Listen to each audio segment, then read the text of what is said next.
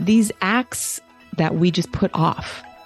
We were just like, oh, I don't want to deal with that right now. I don't want to deal with that right now. But that could be the one courageous act that, we do that starts a change in our entire life. Welcome to your Journey to Joy podcast. I'm your host, Moyra Gorski, and I'm on a mission to help you find joy in the chaos of life. As a retired nurse, multi-passionate entrepreneur, and mom of 4 adult children, I know what it's like to feel the overwhelm of it all and wonder if and when the joy will show up again. And I've learned it's up to us to go find that joy. On this show, you will hear inspiring stories from those who have overcome all kinds of life challenges, tips on how to stay healthy and vibrant during the ups and downs of life, and simple ways on finding joy in your own life. Let's face it, life is messy, yet when we travel together on this journey, support and encourage each other along the way, that joy starts to show up again. I'm so excited to lead you on this journey of you to find the joyful life that you deserve.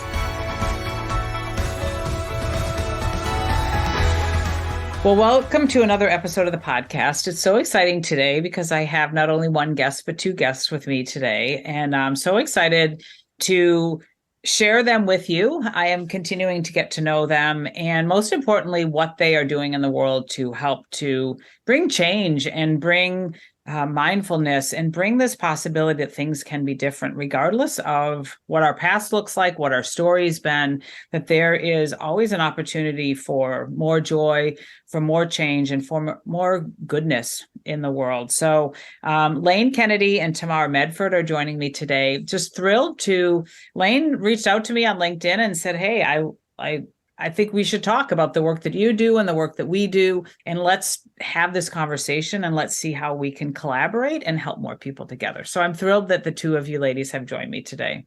Thanks for having us, Moyra. It's really great to be here. Tamar and I have been hanging out since pandemic. I think it was the 2nd year in the pandemic that we met each other when everybody was just freaking out, and it's just been wonderful. It's so wonderful to meet people in the online space and create conversations and relationships. And that's what we're doing with you. So thanks for having us. Yeah, you're very welcome. I was just talking with someone before this, and, I think what people are craving, and I talk to a lot of women. I think what women are craving these days is connection, relationships, authentic relationships, and the fact that those relationships and mentorship that they can trust, because the world was kind of disrupted, and the world that we know, right, was disrupted, and people are a little gun shy about that, I think, and they're sometimes afraid, and so they're really searching for these authentic relationships. And I think when we can share a story of, again, what's happened to us.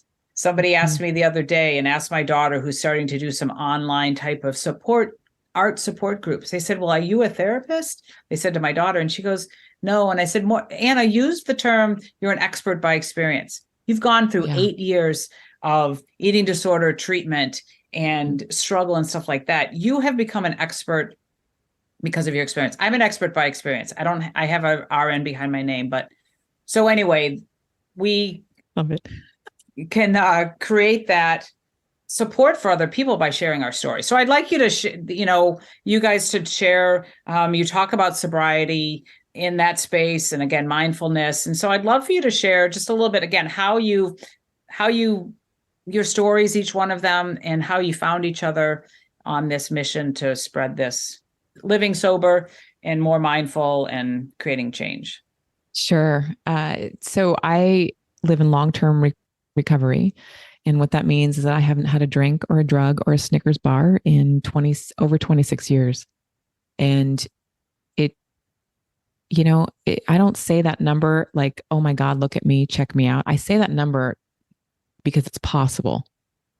It's possible to live in a state of recovery from a deadly state of mind. And when you're drinking every day, that is a state of mind. Or when you're eating Snickers bars for breakfast, lunch, and dinner, that's a state of mind. And I live in remission from that state of mind, which is really, really, it's phenomenal. Like, I can't believe it because I could not stop. And my life was falling apart. It was getting really small, but it looked really good on the outside. I had a couple of cars. I had a huge house in the Hollywood Hills. I had a pedigree dog. I had, 5 closets. I had 500 pair of shoes. I had a job that paid the bills. I had a big fat paycheck. So like on the outside, it all looked really good, but the inside, I was crumbling and dying. And so the fact that I have over 26 years of continuous recovery is just, again, it's mind blowing to me. And I found through the years, I had to grow as a person, evolve. And there have been many bumps. It has not been smooth, Moyra. Let me tell you, this is not a smooth journey. It's super messy. I am super messy. When I had my son, he's 13. So when I had him, I had postpartum for a couple of years. I didn't understand what anger or rage was. And I found myself screaming at somebody on the side of the road. And I discovered oh, I'm suffering, right? I have this internal rage machine happening. And so that's when I found, this practice of mindfulness and going down that rabbit hole. And, over the past 10 years, really exploring how to share that with other people and to teach people how to find and deepen, their practice, whatever that looks like for them. Yeah. And it's been really, really cool. And, being in the online space, you can meet so many amazing people, right? So that's how Tamar and I met. Tamar? Mm-hmm. Yes. Moyra, thank you for having us on the show. First of all, I live in long-term recovery as well, although I feel like a baby sometimes because I feel like the more sober I get, the less I know because the more I learn. And I love the fact that I've become open-minded. So I'm just about to hit my 11 years next month. And I was a very functioning alcoholic for the majority of my addiction. I had started when I was 14 and things had progressed, but towards the end, I thought I had everything that I was supposed to have. I was married. I had the condo, the nice car. I did not have 500 pairs of shoes. I probably had more like 20 or 30, one closet. But, on the outside, people thought, I had the good job. People thought, wow, she's doing pretty well. Now, those that were close to me knew that I was falling apart. And I felt, I was financially bankrupt, but I tried to make it look like I was doing really well with all the material stuff. But I was really, really physically and spiritually bankrupt when I had turned 36. And at one point, I just decided I don't want to live anymore, because nobody's accepting sorry anymore. They just don't understand why I'm doing what I'm doing. And I just thought, if I have all this stuff, why is life so hard? And I feel like, a lot of people don't make the decision to get sober because it might look like they're doing okay. And it's like, maybe I drink a little bit too much once in a while, but I knew I was very spiritually bankrupt. And when I got sober, it was a very bumpy journey. I mean, at first I was not having most of it. I thought I'll do it my way, and my way did not work very long, and I was white knuckling it. So I'm so grateful for the community that I had built in that first year of women who had long-term sobriety and would give me that friendly slap. They weren't afraid to hurt my feelings because they knew that it would save my life. And if I was serious, that I would take their suggestions. And around the 5-year mark, I got incredibly complacent. I just thought, is this it? Is this what sobriety gives me? There has to be more. And I didn't want to go back because I knew what going back would do and how that would look. And so I decided to seek out my purpose in life. And I thought, like you said, right, that experience, I had a mentor say, why can't you share your story? Why can't you help others? Because you have 22 years of experience with addiction to food, drugs, alcohol. I'm sure somebody can relate to your story. And so I decided to get brave. I started a podcast and my own business. quit my corporate job, which felt so good, but so scary with no safety net. And then, through the pandemic, Lane and I met because both of us had said we're sober women. And actually, my old podcast coach has said, you guys got to connect, right? So it kind of goes to show you that when we start to become open and vulnerable about sharing our stories, people will connect, especially in this world, right? The online world. It's like, you got to meet so-and-so, they're sober as well.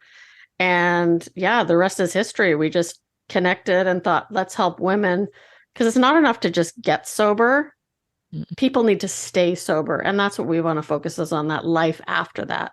It's awesome. All of that. And, you talk about how, again, the outward appearance for both of you, people would have not thought that there was anything wrong at all. And, looking at those external things to bring us happiness, but in the end, they're really, as my husband does always say, happiness comes from within, which is, it's true. I always roll my eyes when I say that, but it's true is that happiness really is there inside of us, and it's up to us to create that happiness. And I interviewed somebody last week who's also living a sober life, which you guys should probably meet. I'll get you guys connected. It's a beautiful story that she told me, but many people, I believe, when they talk about a sober life, they think it's going to be a somber life.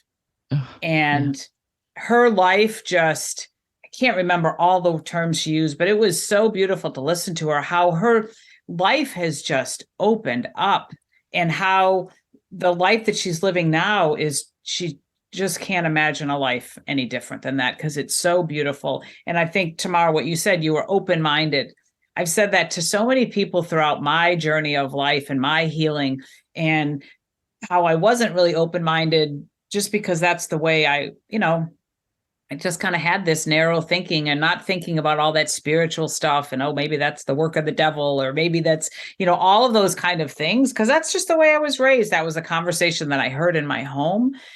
But really, once I met my husband, and he was much more open to different things, and then the different people I've met along the way, being open to and that's an MBSR thing too, is that noticing piece of it, like being open and like notice your feelings, or noticing what's happening here. And then we can make a choice from there. But I think that open-mindedness, I heard you say that, is so important for people to be open, because I think there is that fear of like, what if I do give up drinking or drugs, or what if I can't go to that party, or what if I decide not to drink at the party, those kind of things. There's a lot of fear there, right? Of what your life's going to be like when it's been like this for so long, even though you're miserable. Yeah, I thought when I first got sober, I thought, do I have to do this forever? Like, how am I ever going to have fun again? But I've had the most fun I've ever had in my life. And I mean, it's just, I can't even explain it sometimes. Like, if I would have looked back 11 years ago and said, this is the life you're going to have, or somebody had told me that, I'd be like, you're silly. Like, that's never going to happen. And I mean, we remember the good times now. So that's a bonus. Well, yeah, right. And so Lane, you've talked a little bit about, again, mindfulness and the work that you do. You said you're fascinated by DNA. I'm obsessed. Yeah, obsessed with the DNA. And so tell me what that means. Like, I get the mindfulness and the meditation, but I get what obsessions are. Sounded like you kind of were obsessed with shoes. I'd love to know what your size was, because maybe we could have shared a closet. I remember when I was living, when I was single and living with my girlfriend who became my maid of honor, like we would shop in each other's closets. Like we didn't know what to wear. Oh, I'm just going to go shop in Trisha's closet. Yeah. I always loved that. It made me think of that. Well, in my prior life, right? So I modeled for many years. And so I just had clothes, so many outfits, so many things, right? And I had to have shoes with each outfit. It just made sense to do that, right? So I didn't it's just the thinking, how I used to think. I had become obsessed with brands and outfits and products. And I think that's carried through even into my recovery. And when I talk about my obsession with DNA, 100%, I've been obsessed with it for several years now. It started when my son was newly born and, trying to understand, like, should we or should we not look at his genetic profile? And I was like, yes, because I've been a biohacker for 25 years and really curious about the human body and how it operates and functions. So DNA is something very near and dear to my heart because it really reveals who we are. It is this blueprint of each person, which that is just fascinating. I get so excited about that. It answers questions that are unanswerable. Like I could not figure out what was happening with my body, and then I looked at the DNA and it was very clear to me what was happening. And so I'm able to look at certain genes or certain pathways, we call them, of the body, and then specific genes. And then we can make lifestyle changes, which is incredible. So if you're like overweight or you're not sleeping well, or you've got, a rash all over your body, we can, I can look at somebody's report and go, okay, well, let's make these lifestyle changes so you can perhaps sleep more deeply or start to, lose that weight that it's not budging. I think we've lived in a society now where it's like this diet's going to work, or this is going to work, or this diet, right? So we're a diet society, but we're human beings. And so each human is going to be different. So we have to figure out what is unique to you and what needs to be put into your body. And who wants to live on a diet for their whole life? Mm-hmm. Not me. No. And that's the frustrating part. I'm in the wellness field as well. Yeah. And, a brand ambassador for a wellness company. And, mentored many people to get healthier and lose weight and things like that. But I hear it so often, well, I'm doing keto, or I'm doing intermittent fasting, or if I'm doing this, or what about this? And what about this? I'm like, we're not all the same. Mm. So if doing the keto or doing whatever that fasting is, maybe that works for you, but it doesn't mean that it's going to work for the other person. And I'm all about anti-diet, again, with this whole experience with an eating disorder and having somebody with an eating disorder and being in that world of restriction and suffering and all of that. Like, let's just figure, and I'm so excited, again, when you can look at something and then make some changes so that you can live feeling great, sleep better. And sometimes it's just a few little things, or it's a lot of big things. I want to share this story because I think it's really just so on point here. Remember when the Bulletproof diet came out? That was like maybe 10 years ago. Bulletproof, Dave Asbury, put butter in your coffee. It's the way to get healthy and feed your brain. So I was like, yes, I'm a part of this, right? I'm doing it. And very quickly I put on about 20 pounds. And I was like, why? This is not right. I don't understand. And I remember going to the conference and raising my hand and saying, Dave, and what's the deal? I have done everything that has been a part of this protocol and it's not working. And he said, well, there must be something that you're missing. And he didn't have an explanation for me, right? Because it wasn't scientifically validated through anything. It was just his kind of way of being in life. And he had his experience. And so, fast forward to me unraveling my DNA and finding out that I actually have a propensity where saturated fat is not a good thing for me, where it could be for somebody else. Keto bomb all day for some people. But for me, keto bombs do not work at all. Like, they put me closer to death. Let's just put it that way. And so, again, the importance of understanding your own unique profile is so important nowadays. I mean, it's like 1 in 3 people are suffering from diabetes. It's like, we don't have to live like that. Totally agree with you. I mean, diabetes is this lifestyle disease. But some people don't want to look at that. I know somebody, very close to me who doesn't want to go to the doctor. He doesn't want to get the test. He doesn't want to do those things because then, like, why don't you just live? Like, we can just all live forever, right? And like, he doesn't want to look at those. People don't want to look at the things because perhaps then they have to change. Then they have to change. Yeah. Then they have to change. Who wants to change? That's going to be awkward and uncomfortable. And we look at people sometimes and go, but aren't you just so miserable? Like, aren't you miserable? You keep telling me you're miserable. So why don't you want to change? Or why aren't you willing to step forward to change? And it's frustrating because we want to help people, but people are so like stuck. Mm-hmm. Mm-hmm. So I'd love to go, because Tamar, you mentioned before we went on, you do the neuro reprogramming and things like that. And sometimes, again, I've seen that with our daughter, with ketamine and with some of her treatment. I've interviewed people with that. I've talked to other people about neuro reprogramming and things like that. And that can make lasting change and help people create that lasting change. So tell me a little bit about what you get obsessed with and what you're excited about with that. Well, I'm obsessed with helping women create a life for themselves where they don't want to go back to their old way of living. Because when I discovered my purpose and wanting to help other people, wanting to create, build websites, produce podcasts, that kind of stuff, it gave me a reason to wake up every day other than just going to my Monday to Friday job. And it allowed me the courage to leave my corporate job and say, okay, enough's enough. Like, I'm settling here. So a couple of years ago, I found a program called the Neuro Change Method, and it's a neuroscience and psychology program where it helps you learn how to rewire your brain.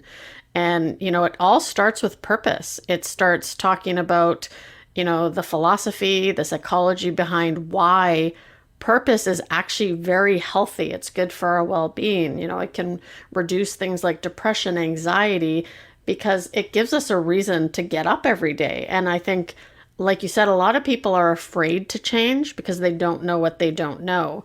And unfortunately, a lot of people have to hit that really low point in their lives for them to go, okay, it's time to do something. But that just gives you a little bit more vision, a little bit more excitement, and you start to do things that make you happy, right? You start to be intentional about the time you put aside for yourself.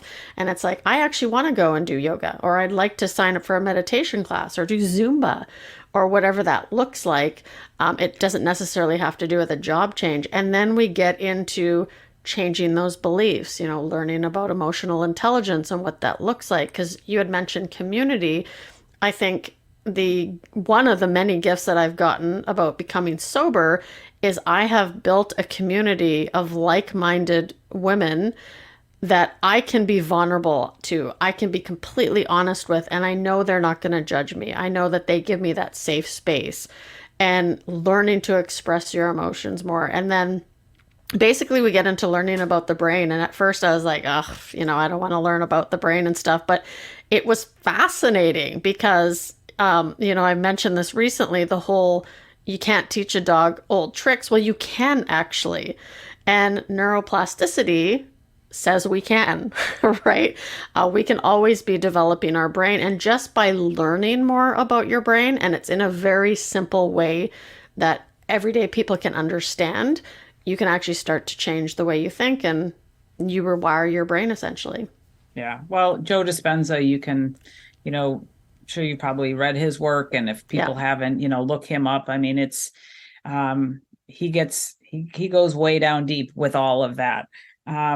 But it is, it can be, again, those simple things of thinking or doing or meditating or things like that. Again, that's what I continue to talk to other women about. It's like, just start small. It can be just a simple thing from day to day. I realized I had gotten way off my meditation practice, and because I usually use Insight Timer, and they so nicely will tell you how many days you've been meditating. And I went back in and picked a guided meditation. I was like, man, when is the last time I even used this app? Or I tend to sit in the front room. And like, those are all things that I tell people too. It's like, if you're going to take your vitamins or you're going to go do this, like figure out like the same place, like every day. And when I meditate and journal, I usually sit in the front room, or now that it's nice out here in the Midwest, I have a bench and I just bought a new cushion for it. And so I go sit in the bench. That's where I meditated this morning. But again, I realized that I'd gotten off my practice, but it's like, okay, well, then I just start again. And it's just going to start the timer. And now it's 2 on the timer. When I check in tomorrow, it's going to be 3. So it's just resetting things and just kind of restarting and just doing those simple. But also one thing you said was about the emotions and being vulnerable. And again, I've heard that conversation so much on this podcast and with others. It's like, again, when you're in this state of numbing yourselves out, whatever you're using, you're not feeling your emotions. I talk about that when I'm doing ballroom dance. I'm so much in my head. I need to start feeling into my heart. But when we've been numbing ourselves out, or we're going in life, we don't deal with those emotions. And then once we don't have that drink, or we, open ourselves, it's messy. I think you said, Lane, you're messy. I mean, it can be messy and it can be scary to be vulnerable like that. Brought to you by Gorski Wellness and the possibility of a better you. Are you feeling sluggish? Ready for a change? Need more energy? Up for a bigger challenge?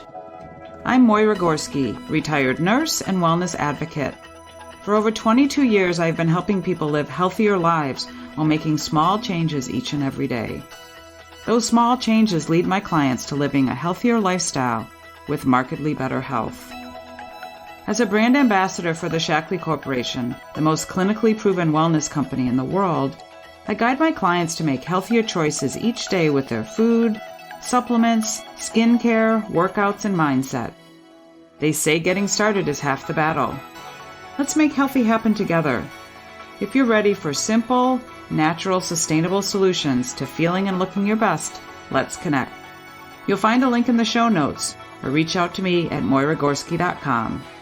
Here's to a better you.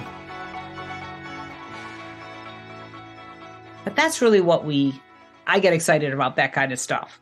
Like getting people together, just give them that safe space of a chance for them to be vulnerable and to work with their emotions.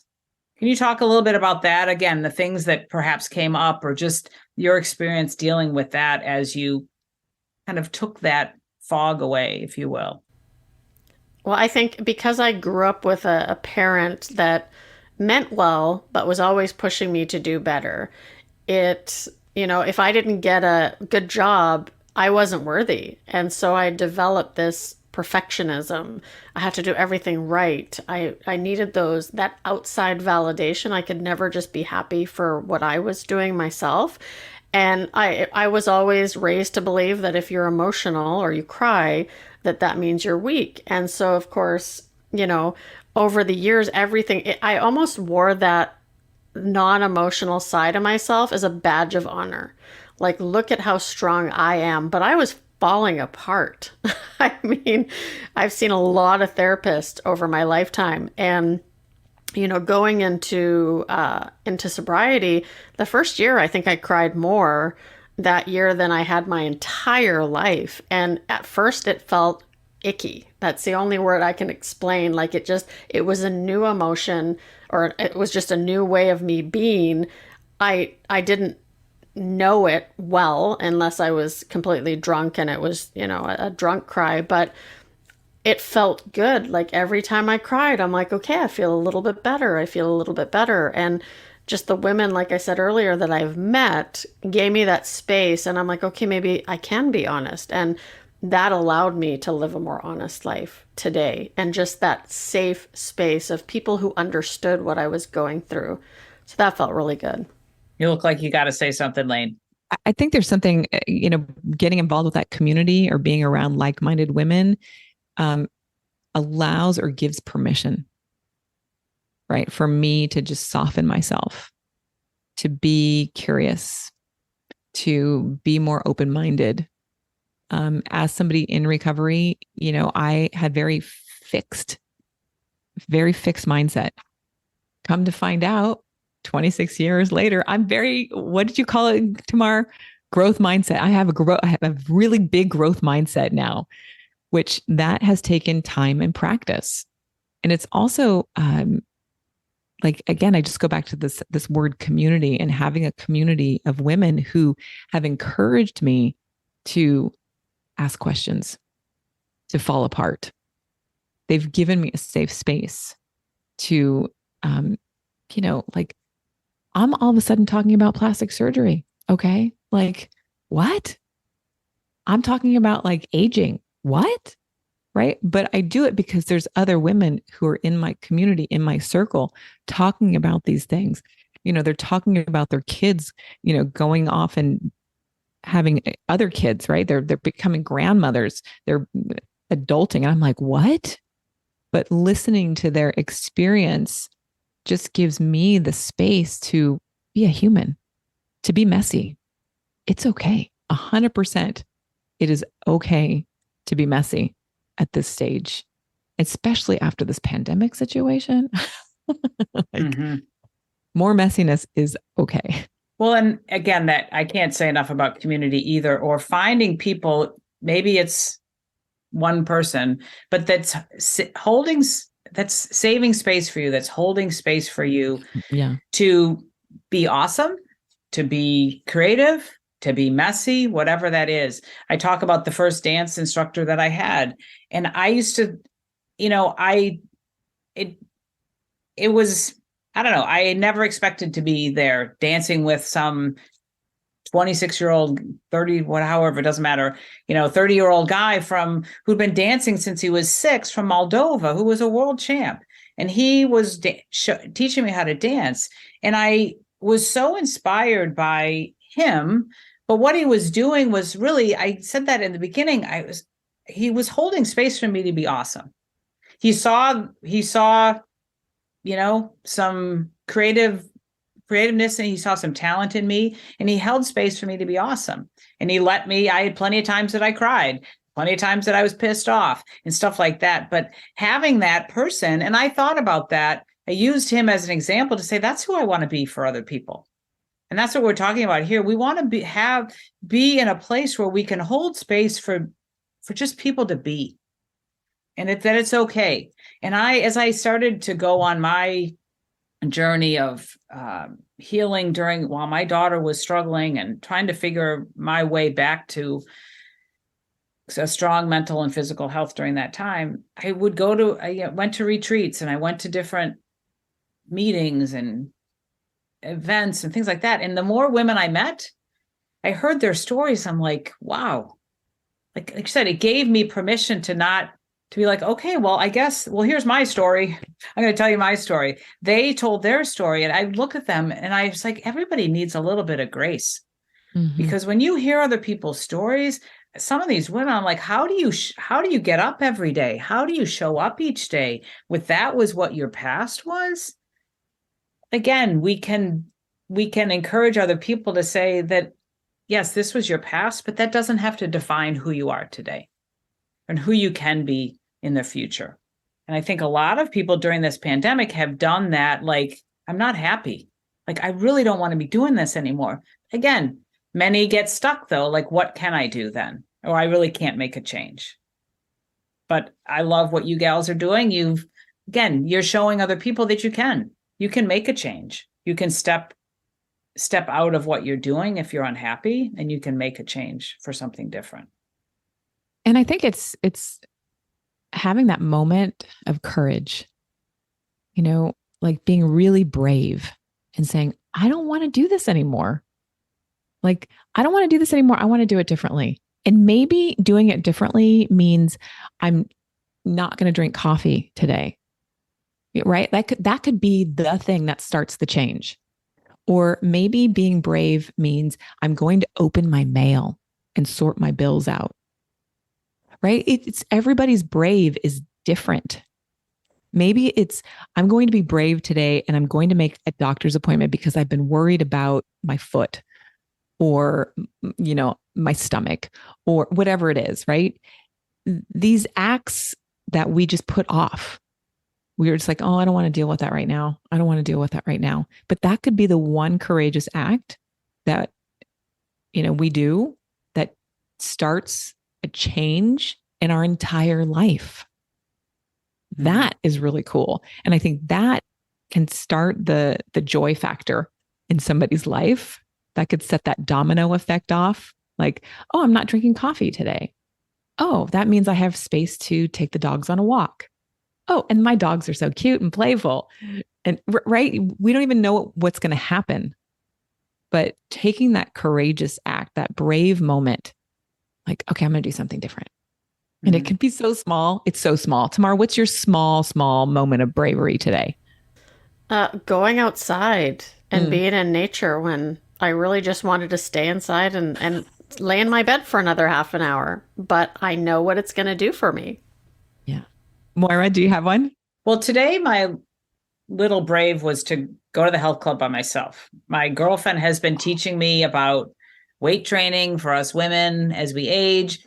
And she's in California now, trying to find a house to move into. For a few days, she's out there.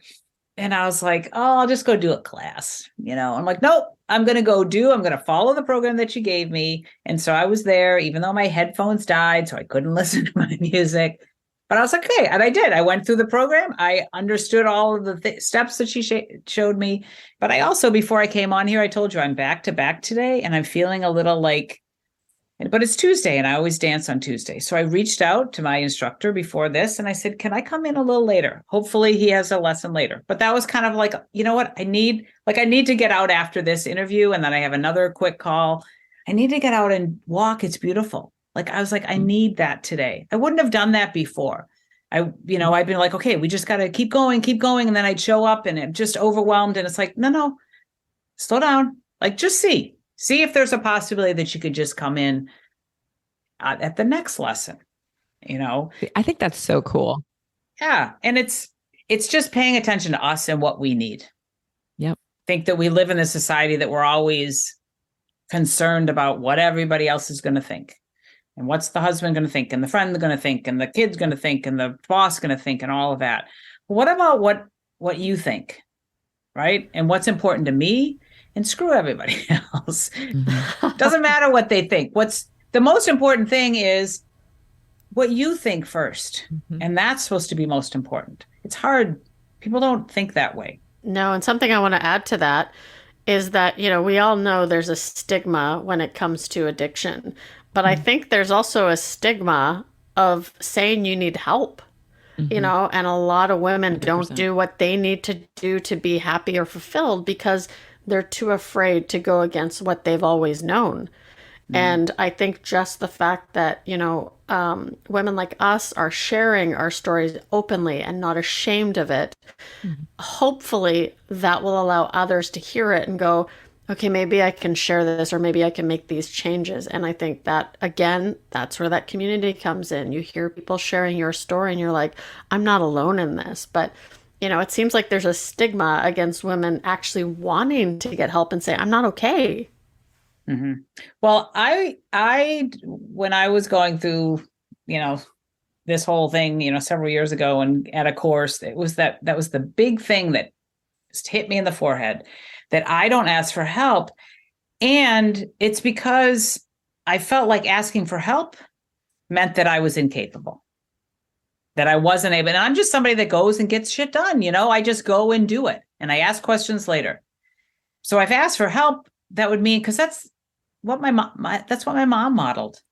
She didn't show her emotion. She just got it done. She never talked about it. So I love to just say, you know what? I just need a little extra support today. And that feels better for me if I just say, I just need a little support. And sometimes it's like this friend who I interviewed last week. She said, I have a date with myself once a week. I just make a date and I go to the movies. Nobody likes to go to see the movies. So I go to the movies and I buy the popcorn and I drink the Diet Coke and eat the popcorn all myself. That's the support she needs. It's asking for support. And sometimes it can be just a friendly phone call to a friend, or it can be like, hey, do you know a good person that I can go talk to? It doesn't mean we're incapable. We just need a little extra support right now. I'm all for support. Like, give me more support. I need all the support I can get. I was listening with a client this morning, and, she was saying, I've got the kids, I've got the dogs, I've got the husband wanting coffee. I have to work. And at some point I have to eat. She's like, but I don't even eat some days. Right. And it's like, this is women, mothers, we're just in this cycle of go, go, go. So again, I'm just going to go back to that courageous, brave act of saying, I need support. I can't do it all today. Like, I now tell my son, I can't do that today. And at first he was like, what do you mean? Mm-hmm. But now he's at that place where it's like, I can't do that today. I can do it tomorrow, but not today. And he's like, okay. Right. So in my mind, I think I'm disappointing him, where I think that first moment he was like, what do you mean you can't do it? But now I've just shifted his perception. Like, I have like a boundary that says I have to take care of me today. Now he asks me, are you going to go work out now? Are you going to work out? Like, okay. But what a great example. That's what, we need to be those living examples to our children, to our team, to our friends. Yeah. Setting those boundaries is about teaching other people how we want to be treated. Yes. And it's not easy, but I love what you said. Like, the first time it's kind of like those other people are like, what? Mm-hmm, mm-hmm. And then they get used to the fact that, like, oh, that's right, she's going to go work out, or she's going to go have her quiet time by the bench. We don't bother her anymore. Right. That kind of thing. I mean, they get used to it, but that's okay. That's okay. 100%, because then I'm a really nice mom. Right. And right. Like, then I'm joyful and I'm happy and I'm doing my happy dances and people are like, whoa, what's going on there? I want to hang out with her. I want to be around, right? Like, that's that joy effect, that joy domino that right. we need more of it. We need more of it, Moyra. We need more of it. I know. And again, I can say it. I just say it all the time, and we'll wrap up here. But I always say, again, when we're in the midst of our crap and our bad days and things like that, where I was, it was like, when is it going to get better? And maybe the listeners are thinking the same thing. Well, when's it going to get better? Like, you don't understand. This is the way my life is. And I get it. You guys get it. And I learned that if we sit and wait around for it to be better, it's just not going to happen. It's really up to us. We need to go find the things. And again, you're probably sitting there going, well, what's going to make me happy again? What's going to bring the joy? I don't know. But it's these simple things. It's being brave today to do something, or to not do something, or not be reactive when your husband says something, or fly off the handle when your friend, I'm just saying, when your friend says something, or when your dog chews your favorite shoe up or something. Like, we're not going to react. And then we're going to choose to, like, well, maybe I'm going to go try the dance class, or maybe I'm going to go to the meetup group and we walk around the park, or whatever it is. Just take that one step, and then you try it again, and then you try it again. And before you know it, you find yourself like, wow, I'm a happier mom. I'm a more productive, leader. I'm a better friend. It just takes some time, but it's up to us, right? Nobody's going to come and drag us out. It's up to us. Nobody's coming. Nobody's coming. I want to write a book that's called Nobody's Coming. I know. Mel Robbins says that so much. Nobody's coming. Nobody's coming. Yeah, as we wrap up today, again, we could continue to talk. And I, again, so love that we're connected, because I know that we'll continue to talk and see how we can help more people. 100%. I'd love for you to just each share, just kind of, again, maybe a couple last words or a couple of tips that you just want people to hear from you, to give them encouragement of how they can live a more joyful life, or find things that bring them joy, or show up for themselves each day. Well, for myself, it would be, start today, make a little change today, because the reality is that when we start doing what we love, we're able to show up better for those that we love. So, give yourself a little love today. Just try one thing that you normally wouldn't do for yourself. And then, do it again tomorrow. That's really good, Tamar. Really good. Yeah. Thanks, Lane. I'm going to go back to my obsession of DNA, of considering investigating your unique profile, finding out, how you're made up. Because once I learned all about that, my whole world changed. So that's my invitation. Find out about your DNA. Well, I'm going to say too that, again, along the same lines of, is just be okay with you. We're all different. We're all uniquely made. I have 3 wonderful siblings, and I often mention them on my podcast because I'm different from them. Because I'm wired differently. I'm sure our DNA is different. The things that interest them don't really interest me. But the things that interest me don't really interest them either. And that's okay. I grew up thinking, I created a story that I was different and that was wrong. I've come to know, as I've done all this different work and learned about the Enneagram and all these different really cool things, it's like, this is who I am. And I want people to know that it's okay being who you are, and that to sit into that and celebrate that and celebrate who you are. And if it takes getting your DNA tested or going to speak to a therapist or learning about doing a course, whatever, but be okay with you and don't try to be anybody else, because you're the way you are, because that's the way God made you. And that's okay. 100%. Like I need everybody to be themselves. I don't need anybody to pretend to be someone else and who they aren't. So I just so appreciate that comment, Moyra. Thank you for sharing that. Yeah. And because, life would be, if we were all the same, I mean, just think about that. It'd be pretty dull.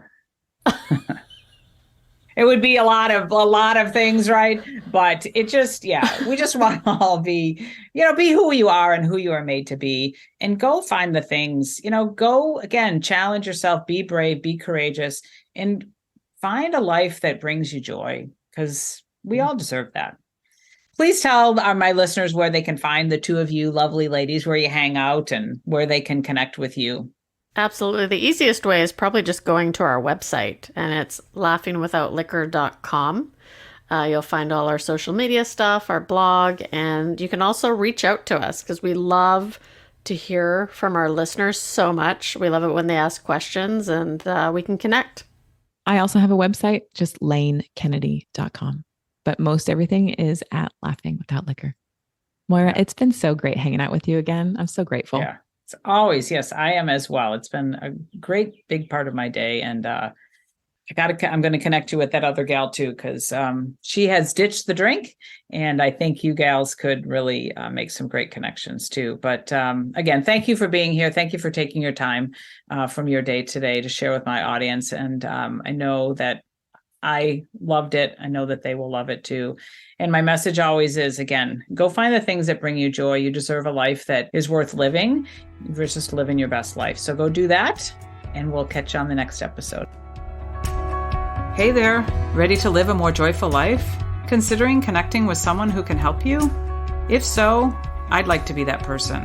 I offer a free consultation where we determine where the chaos is in your life and how you can learn to bring more joy each and every day. Visit my website, moyragorski.com, or simply email me, moyra@moyragorski.com, with more joy in the subject line. I look forward to connecting, and I'm here to say there will always be some chaos, which requires a little juggling, but you can find joy and live your life intentionally filled with that joy. Let me help you on your journey to joy. And that's joy, the journey of you.